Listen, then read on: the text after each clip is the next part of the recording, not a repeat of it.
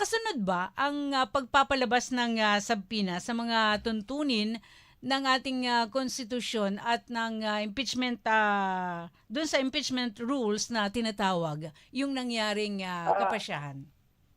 well, procedurally, of course, wala namang naging mali precisely because yung Senate President is allowed to actually decide on any motion that is filed before the impeachment court. Mhm. Mhm. So, syempre, ang issue dito, ang prosecution nag-ain ng motion para mag-send ng subpoena sa mga bank records, stock records, or what have you ni Vice President Sara Duterte, and it just basically made a ruling. Mhm. And in fact, under the rules of the impeachment court, kung yung depensa, if they would want to file an appeal before the same impeachment court, they can actually do that. Mhm. Kaso ang problema, parang useless kasi ang ang mayorya ang may bilang, di ba? 13 sila eh. Aha. Ilan lang yung natira dito sa minorya, parang 8 lang sila or siyam. So Mhm. definitely, hindi talaga sila mananalo.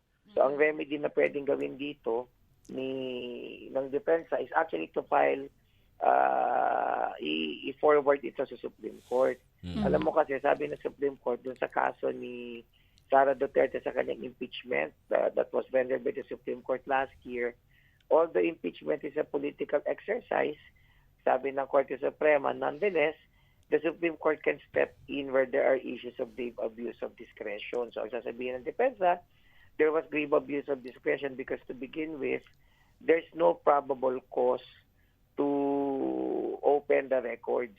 Di Mhm. ba? So that was not actually met. And number two, it's a fishing expedition precisely because they would want to look into those records and indiscriminately Mhm. showcase everything, even if those findings may not have nothing to do with the ground that is being raised, which is unexplained wealth. So yun yung pwede nilang gawin. Mhm. Pero attorney, may sapat bang batayan ang prosecution na hingin itong usapin ng financial records ng Vice Presidente o isa lamang ito dun sa tinatawag nilang fishing expedition? Maaari bang maipaliwanag niyo po ito? Okay, ganito kasi ang paliwanag niya. Paliwanag muna natin yung fishing expedition. Ano ba Opo. yun? Okay. Kasi meron tayong karapatan ang against unreasonable search and seizure. Mhm. So, anong ibig sabihin niya? To begin with, hindi ka pwedeng basta akusahan ng walang ebidensya. Opo. Ibig sabihin, pag gusto kita akusahan ng pagnanakaw, halimbawa, dapat kahit pa paano may ebidensya ako. So, magbigay tayo ng example. So, empleyado kita, sir, di ba? Opo. Sabi ko, ikaw ang nagnakaw. Anong ebidensya ko? Kasi ikaw yung huling nakita kong lumabas doon sa kwarto. Mhm. Ikaw yung may access sa kwarto at nakuna ka ng CCTV, parang may nilalagay ka sa bag. So if that is the case, I could make an accusation. Okay. At yung accusation na yun, may ebidensya. Mhm. May, at the very least, may probable cause. Ano yung Mhm. probable cause? Sa isang sinabing tao, iniisip niya na may nagawang krimen at yung taong inaakusahan, malamang siya ang gumawa nun. Mhm. So, kung yun ay aligasyon lamang, hindi pwede. Diba, sabi ko, feeling ko nagnakaw ka pero wala akong ebidensya kahit ano. Pakiramdam mo lang. Walang probable cause.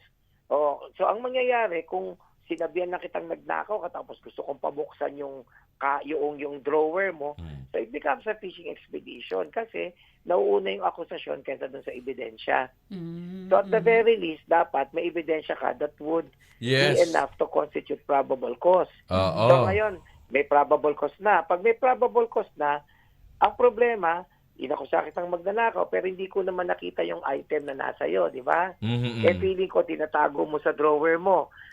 O di ngayon, sasabihin ko ngayon sa korte, pwede mo bang pabuksan yung drawer niya? Bakit? Mhm.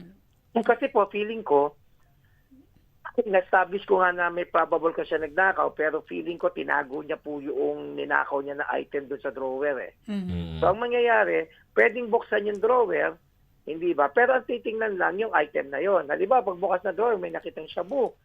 Hala, pusher ka rin pala. Hindi pwedeng gamitin ebidensya yung pagiging pusher ko because yung konsepto ng reasonable search and seizure would presuppose na yung titingnan mo lamang na item, yung particularly described na hiningi doon sa court. Mhm. Mhm. At yun ay may kaugnayan doon sa akusasyon sa'yo. Okay. So, yun ang pagpapaliwanag dyan. Mhm. Sa tingin ko lang, kung ako lang medyo nagkulang din kasi yung paliwanag ng depensa, I think they could have harped on the issue on lack of probable cause. Okay. They could have simply said that there was an allegation of unexplained wealth, but it was not really backed by sufficient evidence to, at the very least, constitute probable cause. So I could have said na dapat ang ginawa dito, hindi nga nila alam kung ilan yung accumulated wealth, hindi nila na-detalye ano nga ba talaga pinagkukuhaan niya ng pera, but it was just a general sweeping statement na Vice President ka lang, lumaki ang pera mo, so pwede na yan.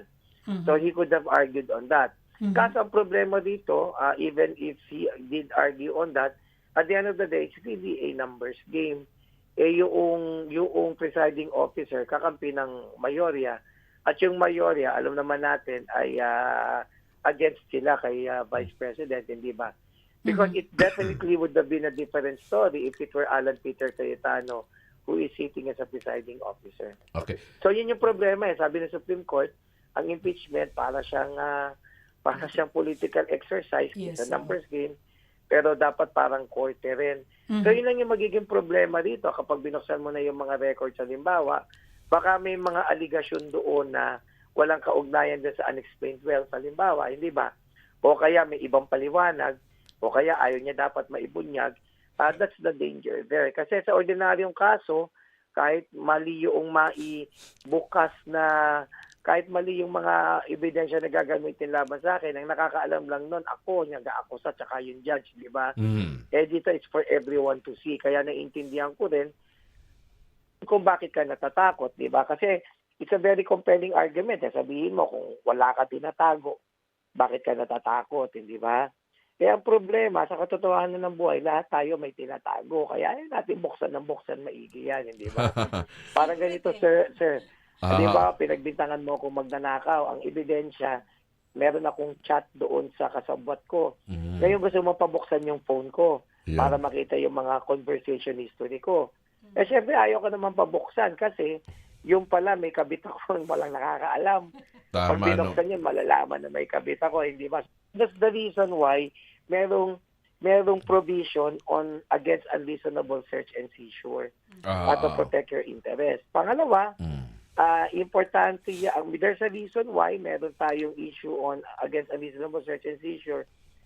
Precisely because kung wala, pwedeng maabuso. Hindi ba? So, ang mangyayari, magbibintang lang ako kahit wala akong ebidensya. Ang nangyayari, nauuna ako sa akusasyon kaysa sa ebidensya. Tama. Feeling ko magnanakaw ka, feeling ko ikaw yung nagnakaw ng mic dyan sa studio eh. Bakit mo nasabi? Sigurado ako siya nagnakaw. Buksan natin lahat ng gamit niya. So, hindi pwede yan. Because otherwise, pag may ayaw lang ako na tao, yun ang gagawin ko, mag-aakusa lang ako. Tama, akusasyon. Hindi ko nagustuhan yung pakikitungo niya sa akin, kaaway ko siya.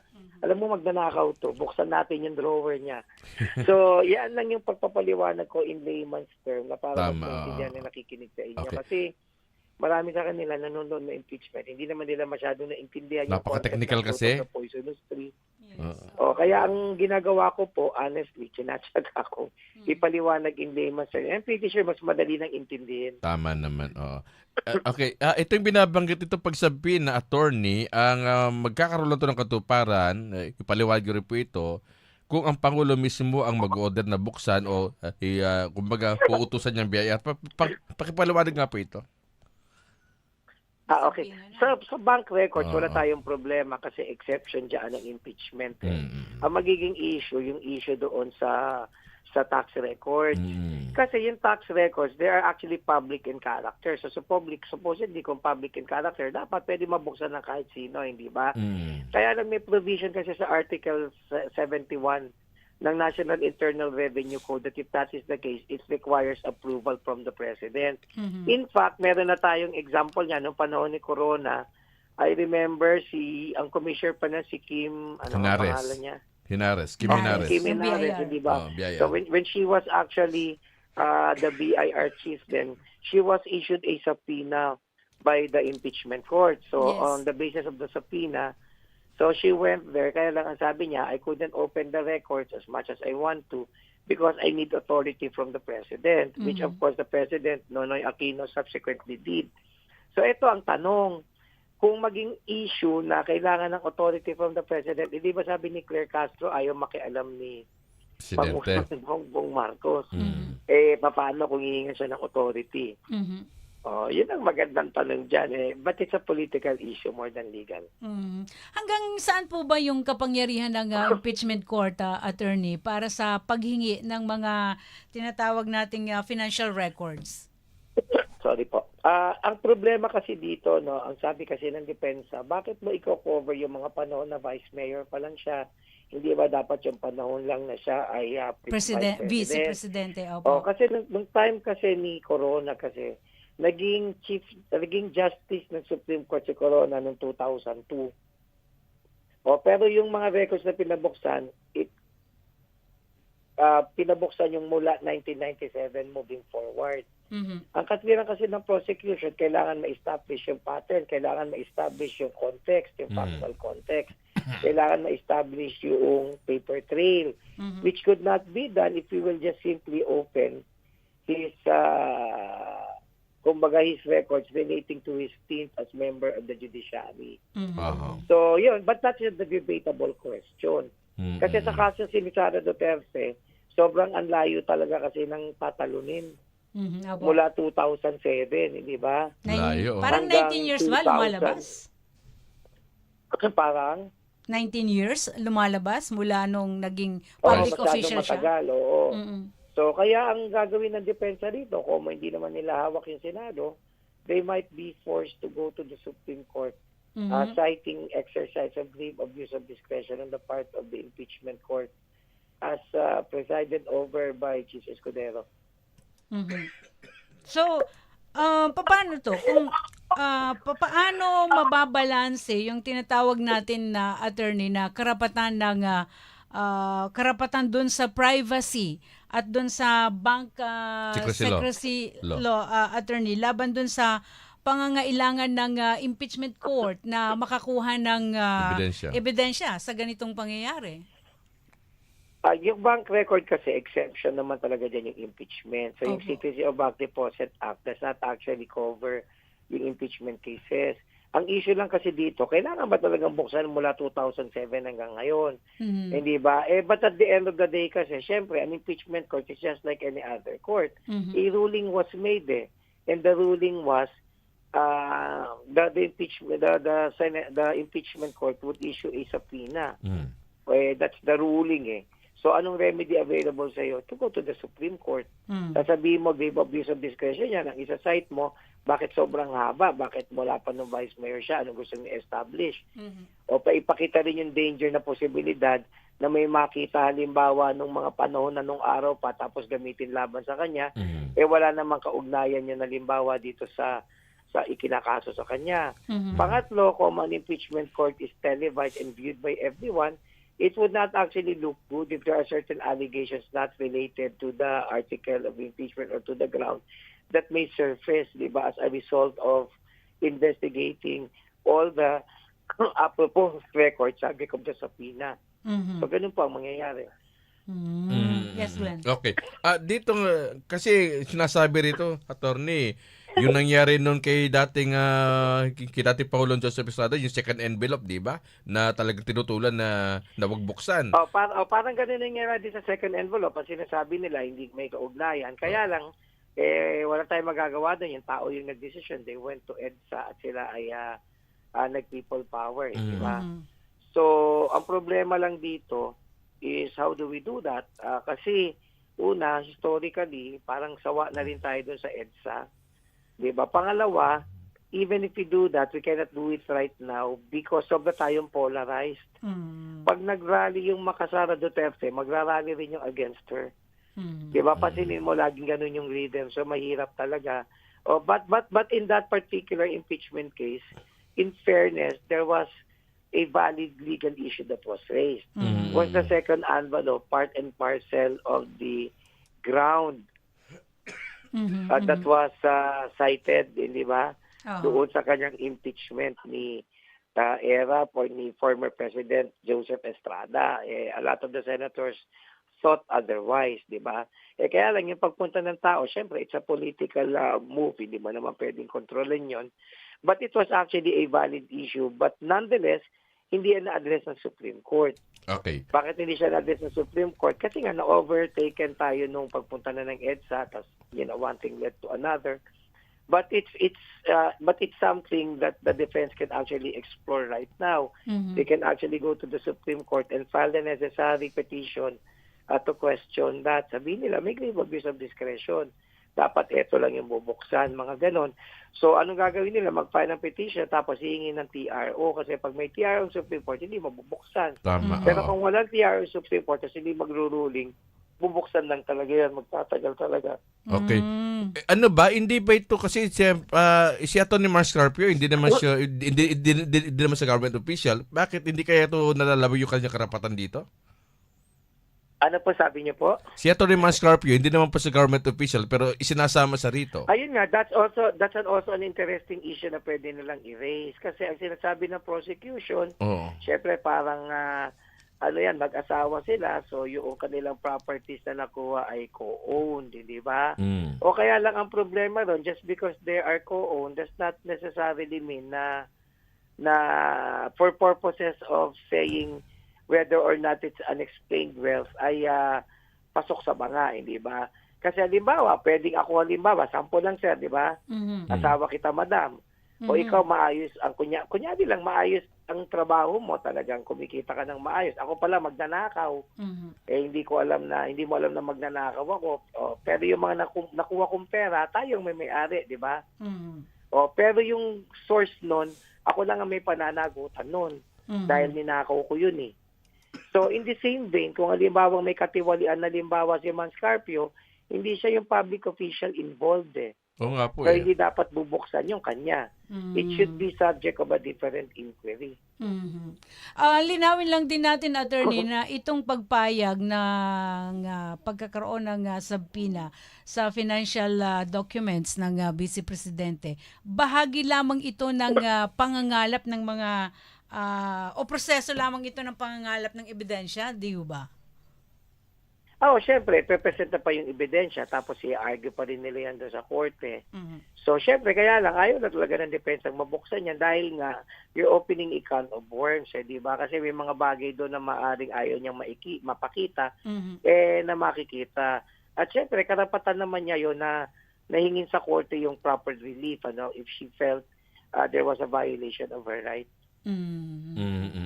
Okay, so Isa na lang. Attorney, ano yung reaction niyo dito? Kasi nung panahon ng impeachment ni Justice Corona, ang talagang tumatayo para magdepensa ay ang mga congressman. Ngayon daw, para daw nakadepende na lang yung mga mismong congressman, na yung mga prosecutor, sa private prosecutor. Hindi daw sila nagipagpakbakan sa kundi para bang mas nagtitiwala sila sa private prosecutor. Ano po yung take nyo rito? Kasi nung araw magagaling din yung mga congressman hindi ba? Ngayon hindi naman ganun yung kalidad rin, syempre, di ba? In fairness kay Dean Diop, he can argue because he's a brilliant lawyer, he's even Dean of Law School. Pero hindi ko pwedeng sabihin the same thing about the other members of the House.